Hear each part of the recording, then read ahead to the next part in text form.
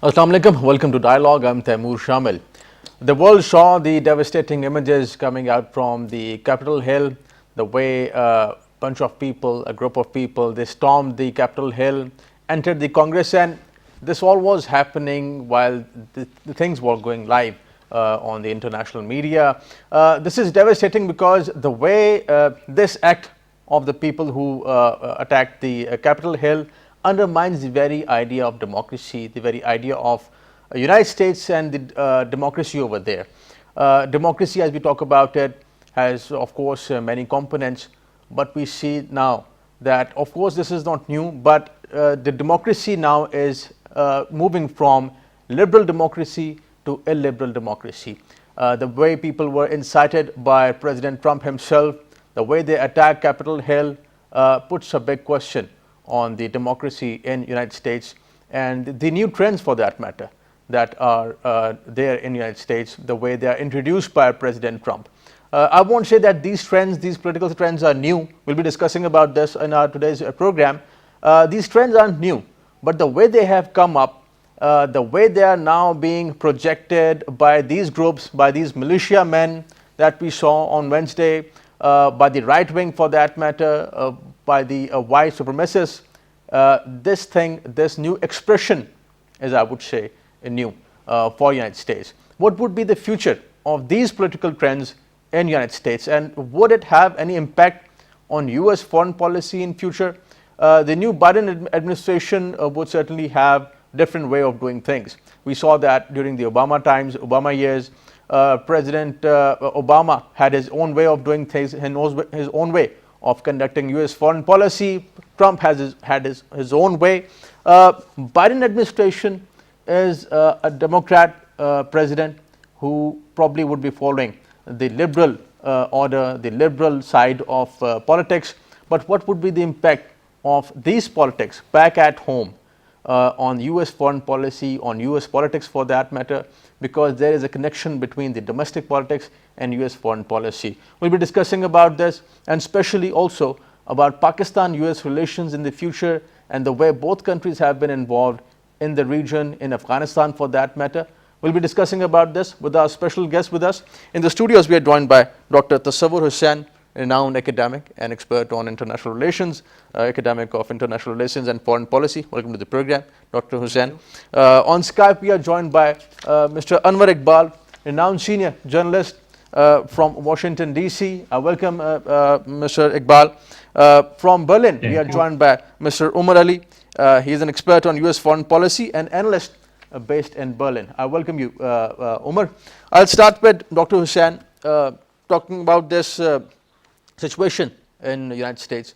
We'll be discussing about this, but we have a short before that on the US politics and what Trump said recently. We'll listen to that and then we'll continue our discussion on. I would like to begin by addressing the heinous attack on the United States Capitol. Like all Americans, I am outraged by the violence, lawlessness, and mayhem. I immediately deployed the National Guard and federal law enforcement to secure the building and expel the intruders. America is and must always be a nation of law and order. The demonstrators who infiltrated the Capitol have defiled the seat of American democracy. To those who engaged in the acts of violence and destruction, you do not represent our country. And to those who broke the law, you will pay. We have just been through an intense election and emotions are high, but now tempers must be cooled and calm restored. We must get on with the business of America. My campaign vigorously pursued every legal avenue to contest the election results. My only goal was to ensure the integrity of the vote. In so doing, I was fighting to defend American democracy. I continue to strongly believe that we must reform our election laws to verify the identity and eligibility of all voters and to ensure faith and confidence in all future elections. Now Congress has certified the results. A new administration will be inaugurated on January 20th. My focus now turns to ensuring a smooth, orderly, and seamless transition of power. This moment calls for healing and reconciliation. 2020 has been a challenging time for our people. A menacing pandemic has upended the lives of our citizens, isolated millions in their homes, damaged our economy, and claimed countless lives. Defeating this pandemic and rebuilding the greatest economy on earth will require all of us working together. It will require a renewed emphasis on the civic values of patriotism, faith, charity, community, and family. We must revitalize the sacred bonds of love and loyalty that bind us together as one national family. To the citizens of our country, serving as your president has been the honor of my lifetime. And to all of my wonderful supporters, I know you are disappointed, but I also want you to know that our incredible journey is only just beginning. We just saw President Trump's speech. Dr. Hussain, President Trump talked about smooth transition of power. Well, on Wednesday, it didn't look that smooth. How do you see the new trends in US politics? Well, I think that the events which took place on Jan 6, they were quite monumental in a number of ways. First of all, that it has never happened in American history. The event itself was very disappointing for the whole world, and also for the people, those who love America, those who cherish American values, and those who like democracy, and those who idealize it.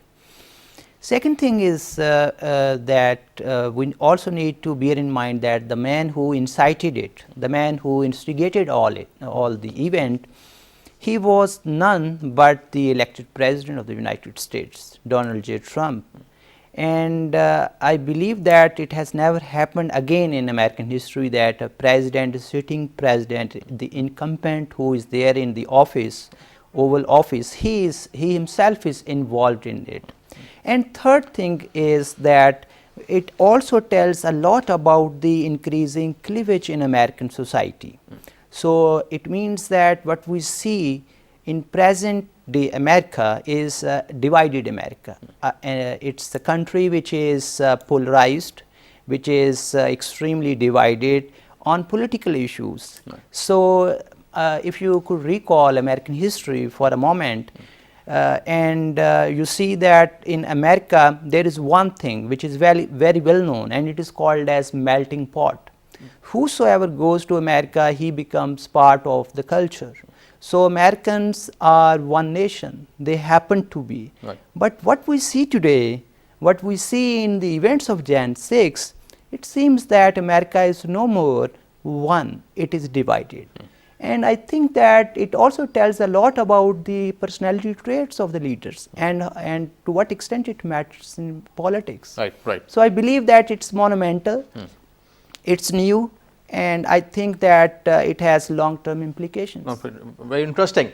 Mr. Iqbal, talking about these schisms, these divisions in the American society, as Dr. Hussain just mentioned, they are there, of course. But the way now we see these schisms of the people of color and the white people, the racism we see in the United States, and the way that was magnified by President Trump himself, this magnifies the whole division in American society. How do you see it, and what is going to be the impact of these divisions on the future politics of US?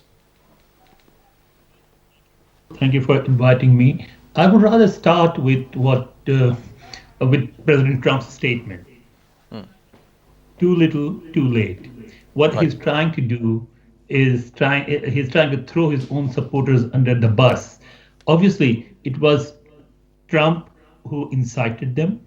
It was Trump who blamed Congress and the vice president for not listening to his instructions and for showing their willingness to certify the results of the 2020 elections.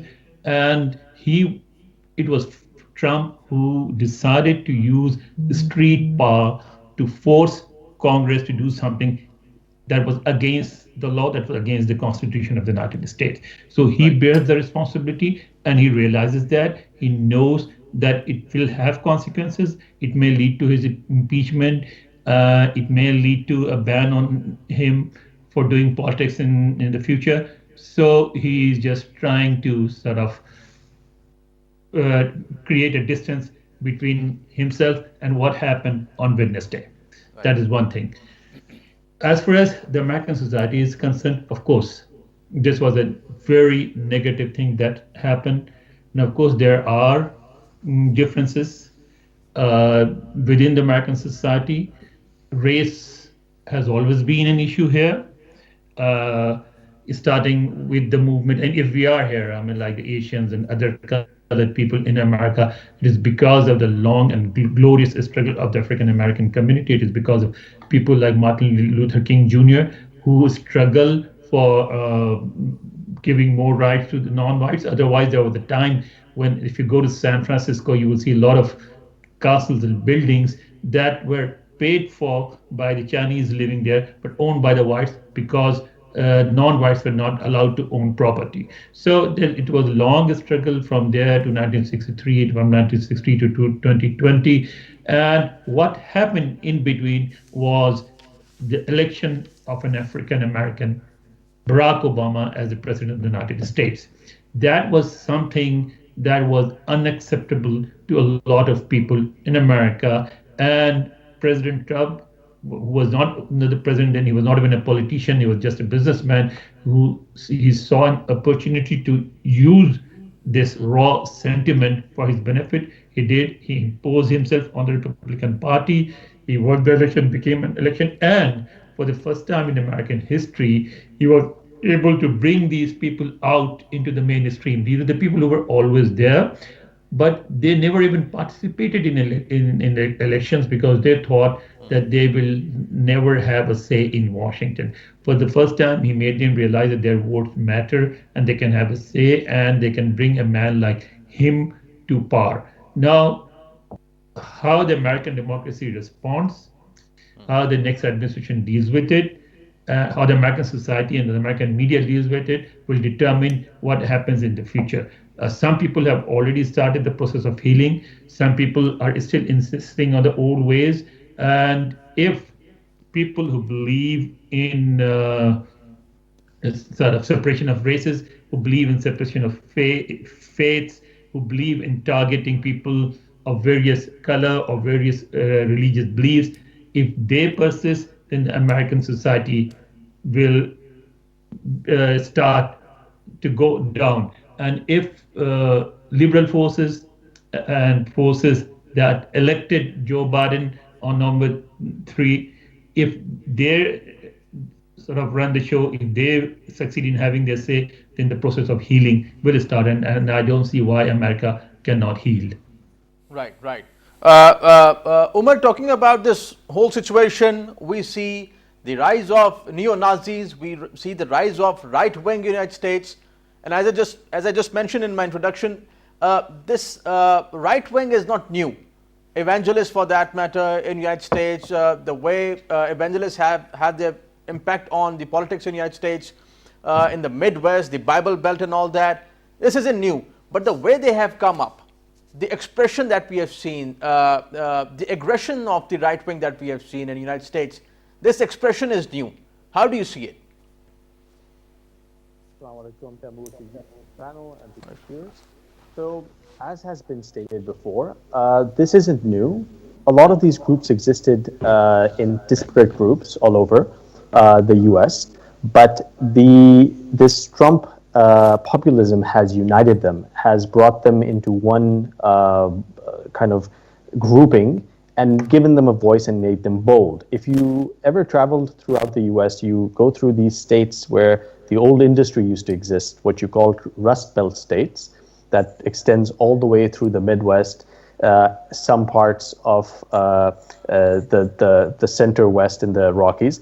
You find a lot of these states where there were car industries, steel industries, coal, and all of these people were disenfranchised. So when you talk about right wing, you have those who, like Iqbal Saab mentioned, who were a bit right-wing because of race-related issues, but then there's also this huge group that's been empowered that are economically disadvantaged.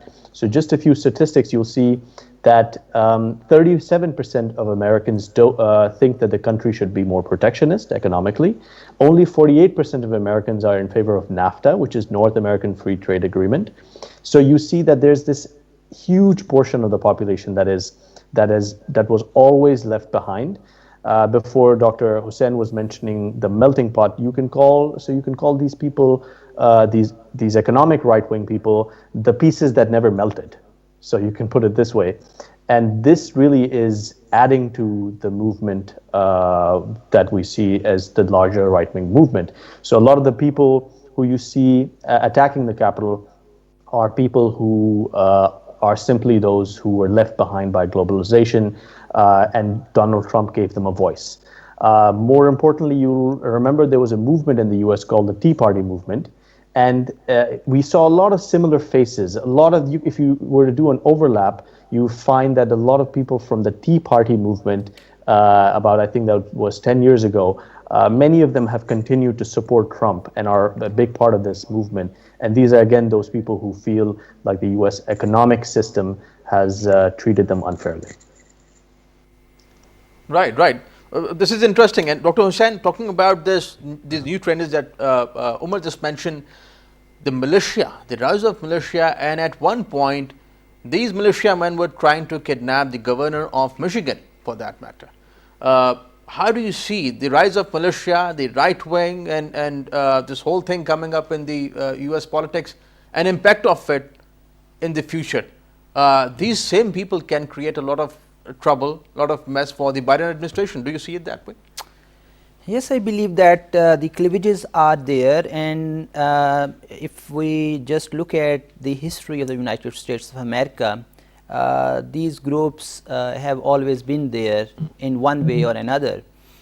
If you could recall that there was an organization sort of thing, Ku Klux Klan.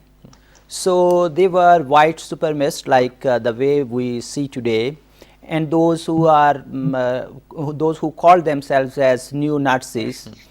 I believe that such type of groups have always been there, but they were not in a big size, and there were very few people those who were recipients to them, and those who were actually following them. Now, what is the increasing trend? What we see today is that the far right is getting momentum in the United States of America. Right. And we need to comprehend the reasons behind, as honorable guest is saying, that there are a couple of reasons behind whatsoever we are witnessing today. Right. And maybe due to economic reasons, maybe due to unemployment, maybe it's due to the scapegoat mentality. People believe on populism, and that is actually exploiting public sentiments on a number of issues. Rather than addressing them, you actually start name calling them. And this is what President Trump is using from, I believe that since day one, he is actually practicing populism. And the people, those who are around him, they are actually like a group thinking environment which is around him. People, those who are neocons, those were also there in the administration of President Bush. And they have a very peculiar type of thinking about America. And they want to make America, and they want to redeem America in their own image, in their own way, according to their own ideological dispositions.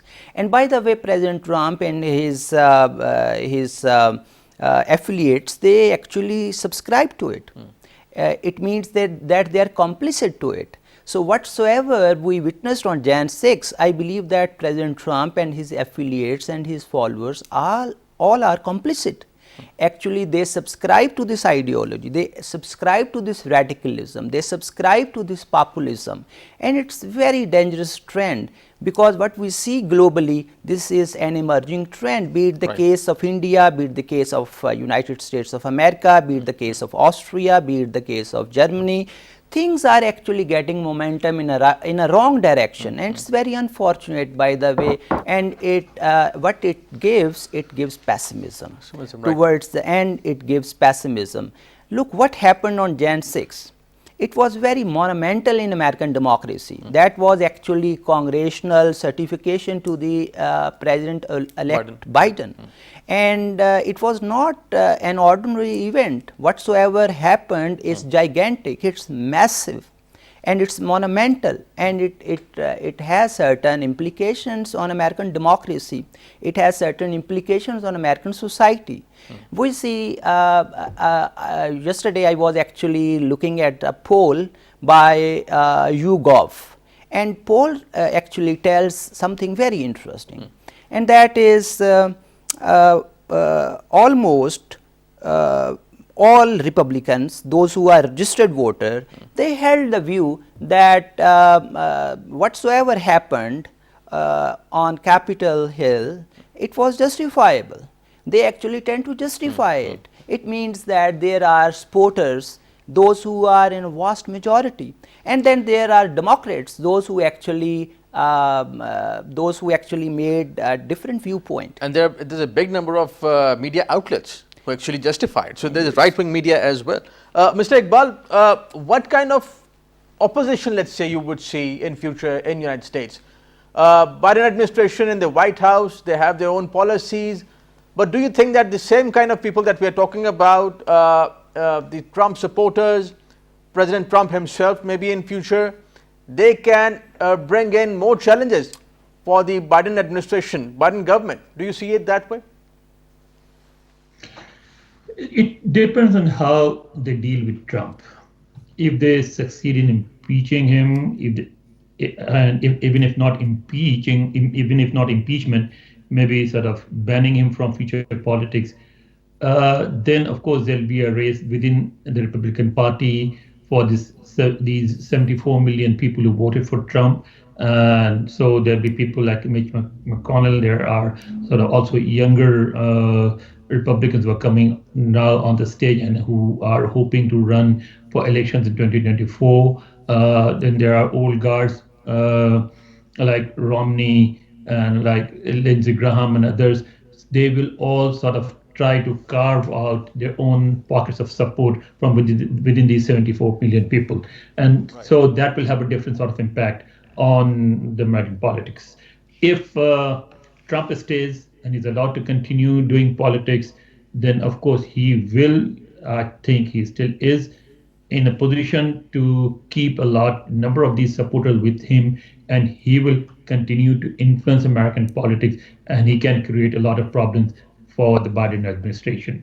And besides whatever the Republicans or Trump supporters might or might not do, this administration is not going to be a very strong administration because their support base within Congress are like they just are just a majority in the House. They've lost many seats, and they are sort of on equal numbers, and they will need vice president's vote to become a majority in the Senate. So the Republicans are still in a position to block a lot of things that they want to do. For instance, all the major changes that they want to bring in. Say one big issue in Washington D.C., where I am, is to give the status of a state to Washington, but that needs a lot more votes in the Senate. There are other demands. There are similar other reforms like expanding the Supreme Court, like reintroducing the health system that President Obama had introduced. All those things will need a much larger support base within Congress than the Biden administration is going to have. So I think in future to succeed, the Biden administration will need support from both parties, and whether it likes it or not, it will be forced to remain in the center. I mean, keeping a safe distance from both from the right and the left. And I do not see them bringing in much of the reform that they had promised, unless in next 2 years, when the elections for the House and some seats in the Senate are held, and if they are able to, if they succeed in getting some more seats in the Senate and the House, then they probably would be in a position to do what they wanted to do. So far, I see a weak administration. Right, right. And Umar, the racism in US, it runs deep. The way police responded to the Black Lives Matter and the way Capitol Police responded to these people who stormed and who attacked the Capitol Hill was different. So we can see a clear difference the way police responded to these two groups. What does it tell us about the police response or government's response to the people, to the society, and the issues that are there in the American society? Right. Systemically, there is an issue that has always existed. Recruitment within the U.S. armed forces and law enforcement tends to be predominantly white. In large urban centers, you have much more diversification that has recently happened in New York and Washington, D.C., Chicago, L.A., but you find that the senior leadership is still predominantly white. And so this is really an issue of tribalism. So you've had trainings on diversity that have gone on recently. A lot of police forces, especially in New York with the recent election of Mayor Bill de Blasio, has introduced some more diversity training. But the problem remains is of this tribal nature. No matter how educated you are, how trained you are, if you belong to a certain race, you will always look at the other race with a level of suspicion. Now, again, training can make that less, but can't make it go away. So the problem has been this suspicion that has existed. Now, the additional thing is that the violence from the right-wing forces has not been so fierce before, because what we've seen before, going all the way back to the Vietnam War protests, is left-wing kind of originating violence or protests, which then continue until today. So the experience with right-wing violence has been, of course, there. I'm not denying that, but not in this organized sense. So they're trying to now understand what this means, because with the Black Lives Movement and this sort of protest and their march, there was the fear that they might be Antifa, which was unfounded. Antifa is this movement, as you know, anti-fascist, far left movement. So this has been something that has also affected their decision making. But there is systemic racism that needs to be tackled. Right, right. And just Mr. Hussain, talking about US foreign policy a little bit, President Trump is known as a president who actually worked on winding up the American wars abroad. I mean, from Syria to Afghanistan. He pulled out troops from Syria, he pulled out troops from Afghanistan for that matter. And this decision of pulling out troops was, I would say, unpopular with Pentagon. This was unpopular with a lot of generals back in the United States, General James Mattis for that matter. So if he is winding up the wars in Syria and Afghanistan, he's probably looking on for the people, as Umar just mentioned, the disadvantaged people economically back in the United States. Obama's legacy was different. His policies were different. Do you think that Biden administration is going to focus on the same things, winding up wars abroad, or things would continue like that on foreign policy? Well, I believe that there is one thing which is very important to understand, and that is called as political rhetoric in foreign policy. And this political rhetoric is well reflected when it comes to domestic politics as well. So when we talk about the electoral campaigns, candidates, whosoever he is, they actually coin number of issues, be it the case of unemployment, be it the case of border security, be it the case of terrorism, or be it the case of foreign policy and engagement of troops abroad. I think that it makes a very good chunk in electoral campaign. And people in the United States of America are increasingly taking interest in foreign policy. Although historically they were not very much interested whatsoever is going on in foreign affairs, because they always took it as a don't care question, quote unquote. So, well, what do we see now is that presidents since 9/11, they are actually making foreign policy in as a good part of their electoral campaign. So, in terms of political rhetoric, I think if you could recall, Obama's political rhetoric in the foreign policy realm, he referred to the term that we will bring our boys back home. And I think that Trump also criticized the engagement of troops abroad. So is the case of Joe Biden. But I believe that foreign policy is not addressed from this point of view. United States has its own peculiar system of foreign policy, and there are a number of institutions which are involved in it. I believe that American public opinion also matters in it, but all the process which we see in terms of foreign policy decision making, it is all discursive. And who actually makes a discourse, who actually develops a narrative is very important to understand on the one hand. And on the second hand, we know that these political rhetorics are there for the consumption of public. So when it comes to real world politics, then you go for rational calculation. And the rational calculation is what America is popular for. I believe that they won't pull out the troops from Middle East, whether it is the case of Iraq or it's the case of Afghanistan, unless they are sure about their some sort of give and take, and on the basis of their rational calculation of it. Right. I believe that it does just makes a portion of electoral campaign, but when it comes to ground, it's all about rational calculation of their foreign policy interest. Trump actually worked on it. Yes. It was more than rhetoric, I would say. Yes, it all depends on real world situation then. So it all depends on the context in which they are actually operating, because the enlarged conflicts never serve foreign policy interests. Right. And because it becomes very costly. Right. You can't extend a situation beyond your means. So you have to calculate it, and you have to conclude it, and you have to tell people that okay, fine, we achieved something out of it. I believe that we may say some sort of variation, but not to some a massive scale, but the way Trump did, in the same way maybe some variations in Joe Biden's foreign policy we can foresee, but there are certain enduring interests which are there to stay. Right. For instance, power, prosperity, peace and principles. These are some of the enduring interests in American foreign policy. Strategic interest, generally, strategic Yes. interests of US. So these are very much there, and they are there to stay. Whosoever comes, I mean, he has to go for it. Right. And Mr. Iqbal, talking about Afghanistan, you have been covering Afghanistan for a long time now, Pakistan-US relations for that matter.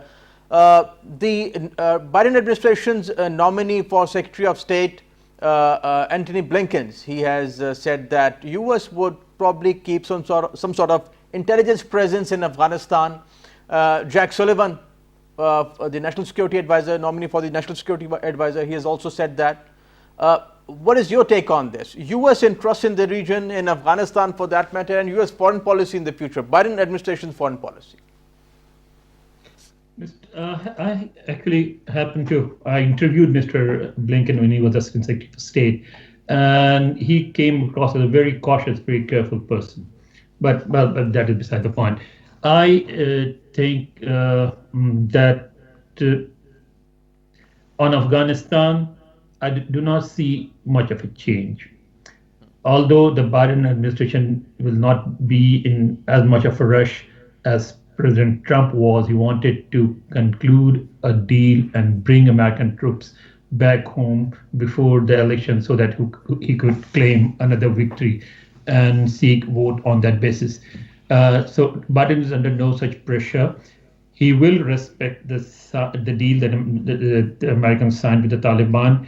He would like to keep Pakistan engaged in the negotiation process. He would also want the government in Kabul to stay relevant on the ground and in the talks. But ultimately, I think there is no desire in America for keeping American troops in Afghanistan forever. It's a very unpopular war. So even if he does not start the withdrawal, Mr. Biden will have to commit himself to withdrawing it sooner rather than later. So there will be talks of withdrawing the troops, but less pressure. There'll be he will try to sort of renegotiate some of the points with the Taliban, which may annoy the Taliban, and so we may see some trouble there. And that will, I think, strengthen Pakistan's position in the whole process, because then that will sort of persuade the Americans to stay engaged with the Pakistan, to ask the Pakistanis to use their influence with on the Taliban to achieve certain results. But at the same time, as the Obama administration did, they may or may not start talking about start asking Pakistan to delink itself from the Taliban. Perhaps this time they will not. I mean, unlike the Obama administration, because the world has seen that Pakistan influence can also be used in a positive manner, which Obama administration would like Pakistan to continue. There is another change that may happen in our region, that is U.S. relations with Iran. I think the Obama, the new administration would want to somehow revive the Iran nuclear agreement. I don't know to what extent and how much is possible, but he would like to do that. And if that happens, that will also have a positive impact on Pakistan or Pakistan relations with Iran, because that may ultimately ease up US sanctions on Iran and open the door for a greater trade between Iran and Pakistan. On China, I do not see much change either. The United States will continue to see China as a threat to its global ambitions, and would